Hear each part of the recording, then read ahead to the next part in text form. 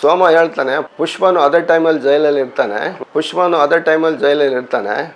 ನಮ್ಮ ಸೀನಿಯರ್ ಒಬ್ರು ಆಫೀಸರ್ ಇರ್ತಾರೆ, ಸೀನಿಯರ್ ಜೈಲರು, ಅವ್ರ ಹತ್ರ ಬಂದು ಕೇಳ್ತಾನೆ, ಸರ್ ಪುಷ್ಪಗೂ ನನಗೂ ರಾಜಿ ಮಾಡಿಸಿ, ಸುಮಾರು ಈ ಕತ್ತಲೆ ಜಗತ್ತಿನಲ್ಲಿ ನಡೆಯುವ ವಿದ್ಯಮಾನಗಳು ಬೆಳಕಿನ ಪ್ರಪಂಚಕ್ಕೆ ಗೋಚರಿಸುವುದೇ ಇಲ್ಲ ಅಂತ ಹೇಳ್ತಾರೆ.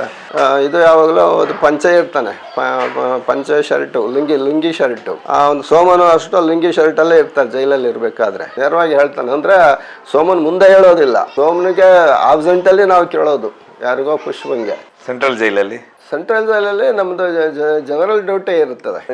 ಬರ್ತೀರಾ ನೀವು? ನಾವು 91ಗೆ ಬೆಂಗಳೂರು ಸೆಂಟ್ರಲ್ ಜೈಲಿಗೆ ಬರ್ತೇನೆ, ಹಳೆ ಜೈಲಿಗೆ. ನಾವು ಅದಕ್ಕಿಂತ ಮುಂಚೆ 1 ವರ್ಷ ರೀಕಾ ಟ್ರೈನಿಂಗ್ ಇರ್ತದೆ ವೆಲ್ಲೂರಲ್ಲಿ ರೀಕಾ ಟ್ರೈನಿಂಗ್ 6 ಜನ ಕಳ್ಸಿರ್ತಾರೆ ನಮ್ಮ ಕರ್ನಾಟಕ ಸ್ಟೇಟ್ ಇಂದ. ಆ ಟ್ರೈನಿಂಗ್ ಮುಗಿಸ್ಕೊಂಡು ನಾನು ಫಸ್ಟ್ ಅದಕ್ಕಿಂತ ಮುಂಚೆ ಬೆಳಗಾಂ ಜೈಲಲ್ಲಿ ಇರ್ತೀನಿ. ಬೆಳಗಾಂ ಜೈಲಿಂದ ಇದು ಟ್ರೈನಿಂಗ್ ಹೋಗಿರ್ತೀನಿ ವೆಲ್ಲೂರಲ್ಲಿ ನಮ್ಮ ಪ್ರಿಸನ್ ಅಕಾಡೆಮಿ ಅಂತ ಇದೆ.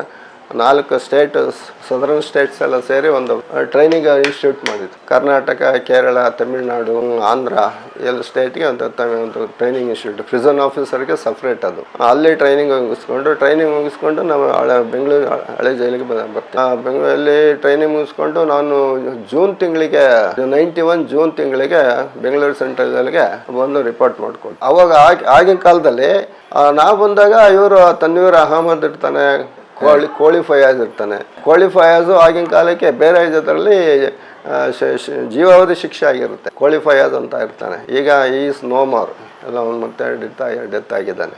ಅವಾಗ ಜೈಲಲ್ಲಿ ಇರ್ತಾನೆ. ಇನ್ನು ಕರಿಯಾ ಅಂತ ಇರ್ತಾನೆ. ಕರಿಯಾ, ಇಡ್ಲಿ ಸೋಮ, ಬಸವ, ಬಿಡ್ಡ, ಅವ್ರ ಫಾಲೋವರ್ಸ್ ಎಲ್ಲ ಇರ್ತಾರೆ ಆ ಟೈಮಲ್ಲಿ. ಕರಿಯಾ ಅವನು ಒಬ್ಬ ಹೆಂಗೆ ಲೋಕಲ್ ರೌಡಿ. ಅವಾಗ ಆಗಿನ ಕಾಲಕ್ಕೆ ಬೆಂಗಳೂರು ರೌಡಿನೇ ಆತ. ಕರಿಯಾ ಅನ್ನೋನು ಅವನು ರೌಡಿ. ಅವನಿಗೆ 307 ಆಫ್ ಮಾಡಲ್ಲಿ ಒಂದು 5 years ಕನ್ವಿಕ್ಷನ್ ಆಗಿರುತ್ತೆ. 5 years ಕನ್ವಿಕ್ಷನ್ ಆಗಿ ಜೈಲಲ್ಲಿ ಇರ್ತಾನೆ. ಅವನು ಜೀವಾವಧಿ ಶಿಕ್ಷಕ ಇದೆ. ಅವನು ಕೋಳಿ ಫಯಾಜು, ಕರಿಯಾ ತಾನೆ. ಈ ಸೋಮ, ಬಸವ, ಬಿಡ್ಡ, ರಾಜಶೇಖರ್ ಅವರೆಲ್ಲ ಬೇರೆ ಅಂಡರ್ ಟ್ರಯಲ್ ಆಗಿರ್ತಾರೆ. ಅವರು ಸೋಮ ಅಲ್ಲೇ ಬೆಂಗಳೂರು ಜೈಲಲ್ಲಿ ಇರ್ತಾರೆ. ಜನರಲ್ ಬ್ಯಾರಕ್ ಹಾಕಿದ್ದ. ಅವ್ರ ಫಾಲೋವರ್ಸ್ ಎಲ್ಲ ಒಂದು 8 ಜನ ಇರ್ತಾರೆ. ಬಿನ್ನಿಪೇಟೆಯಲ್ಲಿ ಒಬ್ಬ ನಾಗ ಅಂತ ಇರ್ತಾನೆ, ಪೇಟೆ ನಾಗ. ಅವನು ಮರ್ಡರ್ ಕೇಸಲ್ಲಿ ಬಂದಿರ್ತಾರೆ. ಅವನು ಪೇಟೆ ನಾಗನು ಮರ್ಡರ್ ಮಾಡಿ ಅವ್ರ ಫಾಲೋವರ್ಸ್ ಎಲ್ಲ ಅಲ್ಲಿರ್ತಾರೆ. ಒಂದು 8 ಜನ ಇರ್ತಾರೆ. ಗೊತ್ತಾದ್ರೆ ಸೋಮ ಚೆನ್ನಾಗೆ ಪರಿಚಯ ಐತೆ. ಸೋಮ ಲೀನಾಗಿರ್ತಾನೆ, ಸಣ್ಣಗಿರ್ತಾನೆ. ಹೆಂಗೆ ಜಸ್ಟ್ ಅವನು ಒಂದು 20-21 ಇರ್ಬೋದು ಅಷ್ಟೇ ಆ ಏಜ್. ಈಗ ನಾವು ಅವಾಗ ನಾನು ಇಂಟರ್ವ್ಯೂಲ್ ಇರ್ತಾ ಇದ್ದೆ, ಬರೋನು ಅವ್ರ ಫಾಲೋವರ್ಸ್ ಎಲ್ಲ ಬರೋರು, ಅವ್ರನ್ನ ನೋಡೋದಕ್ಕೆ ಎಲ್ಲ ಬರೋದು. ಜನರೆಲ್ಲ ಮಾತಾಡೋನು ನಮ್ಮ ಹತ್ರ.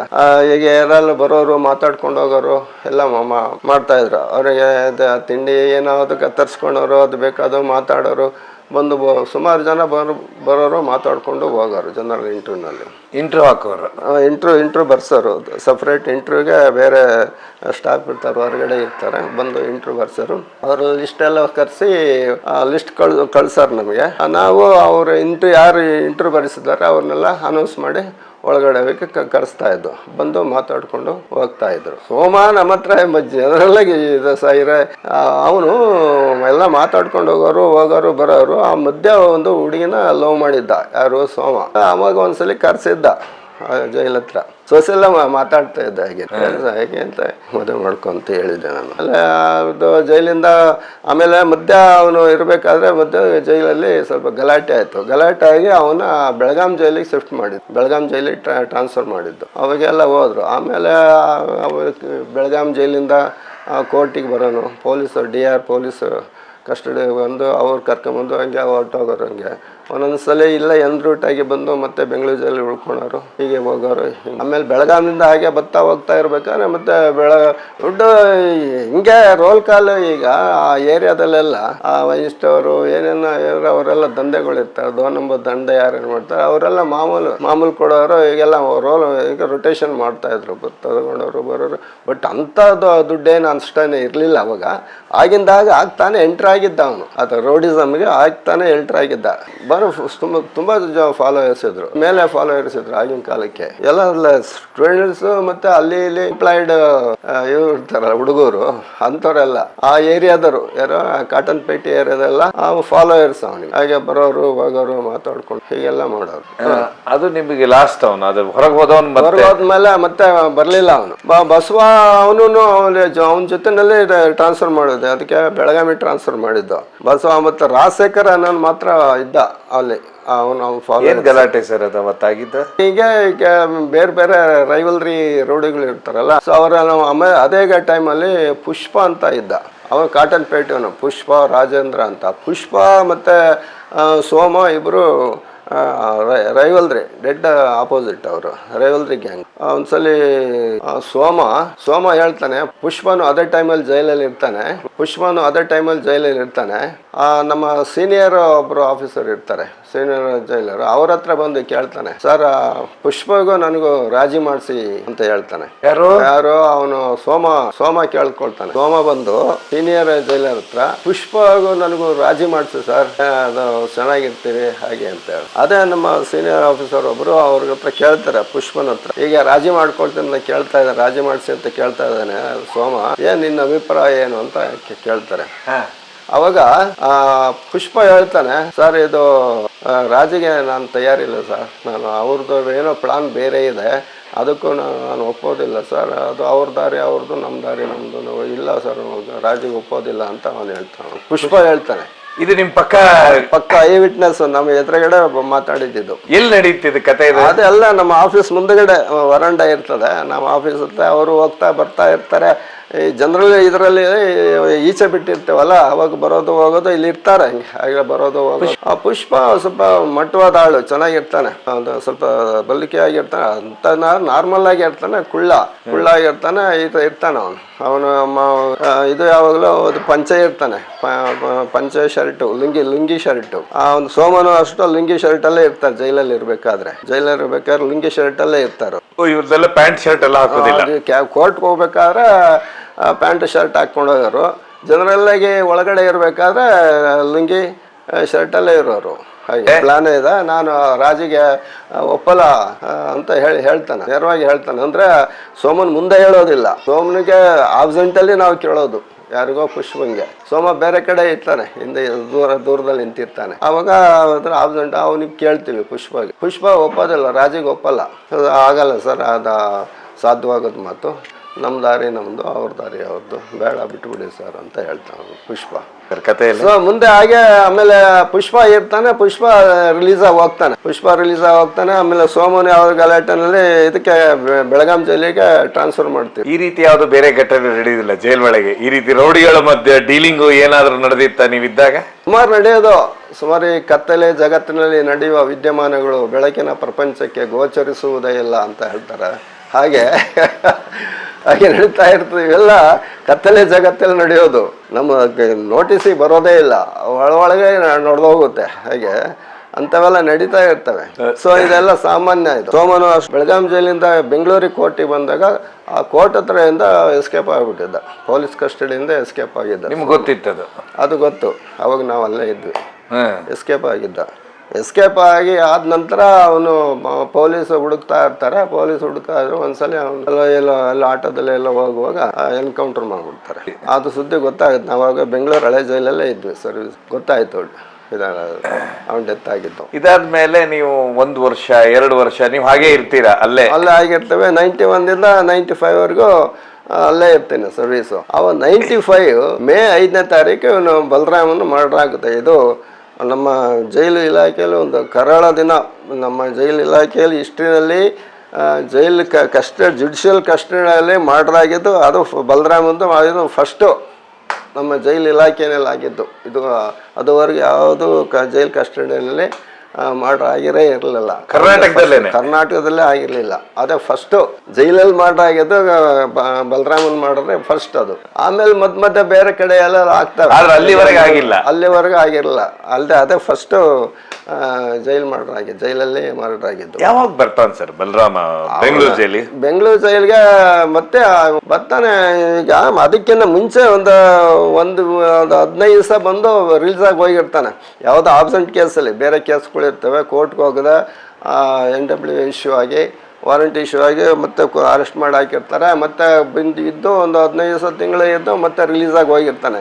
ರಿಲೀಸ್ ಆಗಿ ಹೋಗಿ ಮತ್ತೆ ಇನ್ನೊಂದು ಅಫೆನ್ಸಲ್ಲಿ 307 ಕೇಸಲ್ಲಿ ಮತ್ತೆ ಬಂದಿರ್ತಾನೆ ಅವನು. ಓಕೆ, 307 ಕೇಸಲ್ಲಿ ಇದ್ದಿದ್ದ ಅವನು ಫಸ್ಟು ಗೇಟ್ಗೆ ಕೋರ್ಟಿಂದ ಇದು ತಗೊಂಡು ಅರೆಸ್ಟ್ ವಾರೆಂಟ್ ತಗೊಂಡು ಕೋರ್ಟಿಂದ ಕಸ್ಟಡಿ ಕಳಿಸ್ತಾರೆ. ಕಸ್ಟಡಿ ಕಟ್ಟು ಫಸ್ಟ್ ಗೇಟಲ್ಲಿ ಅವನ್ನೆಲ್ಲ ಅಡ್ಮಿಷನ್ ತೊಗೊಂಡು ರಿಜಿಸ್ಟ್ರಲ್ಲಿ ಎಂಟ್ರಿ ಆಗಿ, ಅಲ್ಲಿಂದ UT ಸೆಕ್ಷನ್ ಅಂತ ಇರ್ತದೆ. ಆ UT ಸೆಕ್ಷನ್ ಹೋಗಿ ಅವನ ಬಯೋಡಾಟಾ ಫುಲ್ ಅಡ್ಮಿಷನ್ ರಿಜಿಸ್ಟ್ರಲ್ಲಿ ಫುಲ್ ಬಯೋಡಾಟಾ ಇರುತ್ತೆ.